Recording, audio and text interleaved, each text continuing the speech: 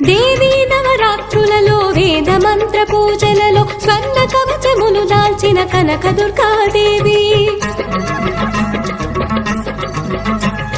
భవబంధాలను బాపే బాలా త్రిపుర సుందరి నిత్యానందము కూర్చే అన్నపూర్ణాదేవి లోక శాంతిని సంరక్షించే సుమంత్రమూర్తి గాయత్రి అక్షయ సంపదలెన్నో అవని జనులకందించే దివ్య రూపిణి మహాలక్ష్మి